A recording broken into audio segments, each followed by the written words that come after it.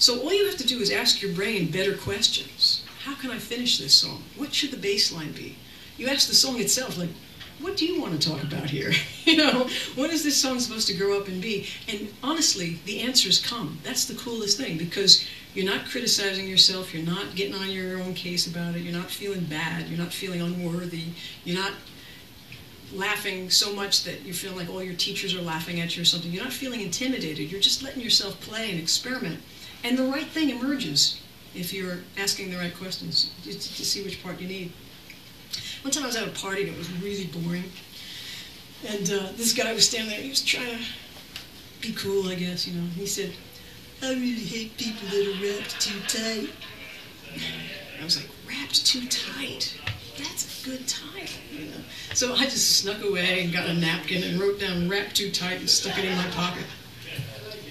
And then, you know, went home with the thesaurus and the writing dictionary. Have you ever written a song with that sort of situation?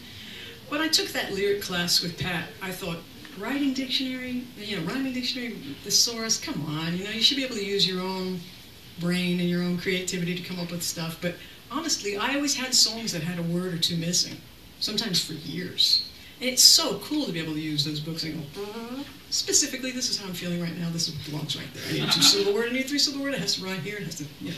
It's just great, it's just such a great tool. And also at that time, I was reading one of George Harrison's books, I Me Mine, and he was talking about how he wrote the song Savoy Truffle. You know that tune? He goes, cream tangerine, Monterey-Mall, it's got these cool horns and this stuff. He just talks about a ginger sling with a pineapple heart, coffee dessert, don't you know it's good news? You're like, what are you talking about, right? There's a picture in his book of a box of chocolates. It's called Good News Chocolates.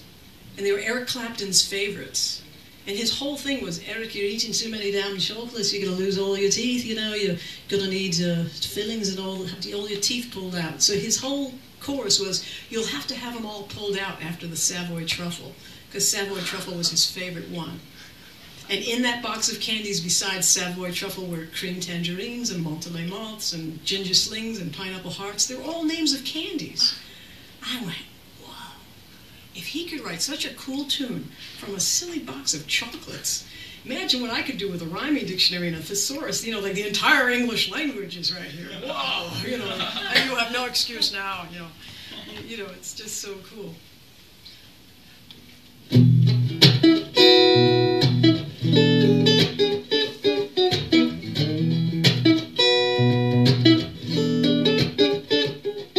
So bright, you miss nothing.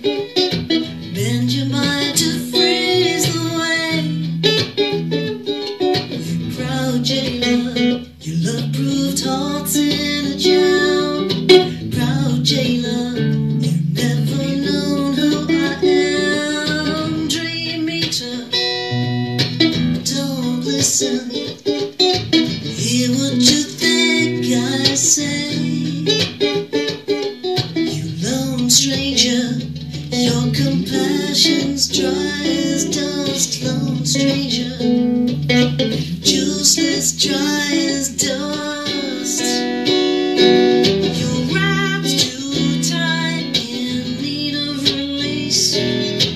Wrapped too tight, better give it some grease, baby. Wrapped too tight. Now you've lost what you've handcuffed to keep.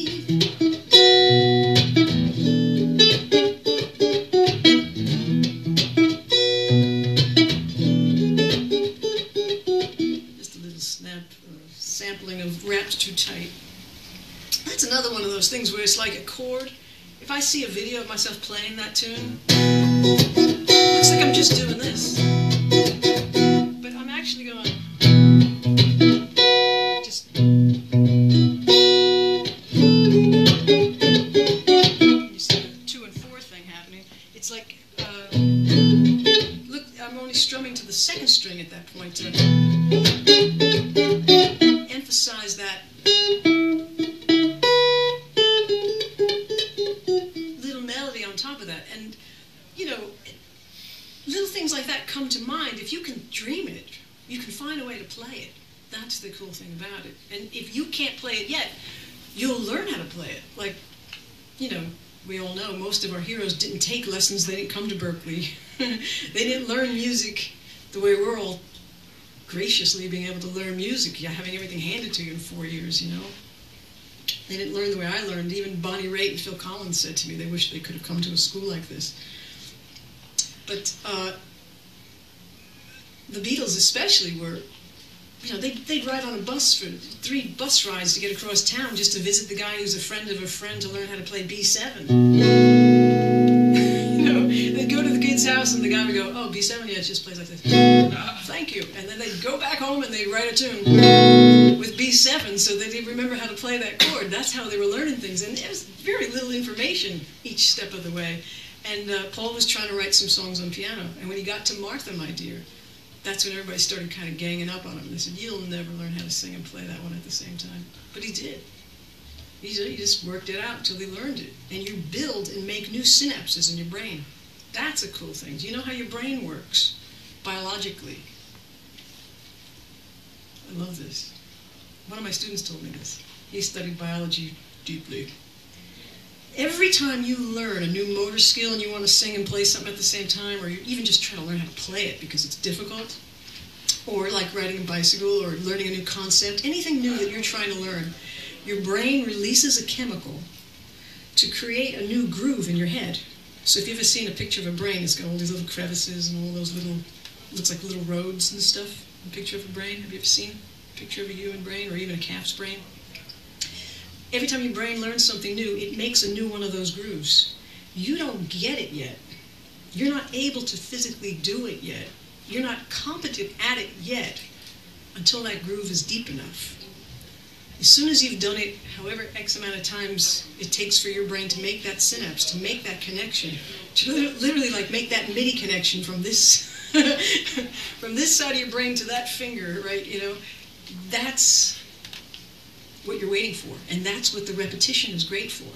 That's why you got to tell the critic to shut up, get out of your own way, and just keep doing things over and over again until you learn and experience that you're physically able to do it. When that happens, that's when you go, oh, I get it now. Or, oh, look at that, it just worked. I know how to sing and play this now. It just hits you one day, and maybe you've played it 6,798 times at that point, but maybe it's only 206, you know. The point is stick with it and let it, the repetition, serve you. So of course I had to write a tune called Serving the Groove, you know, but it wasn't about that. It was actually something Robin Ford had said, because he felt like the most important thing in music to him was that you had to serve the groove. So I wrote a song called Serving the Groove.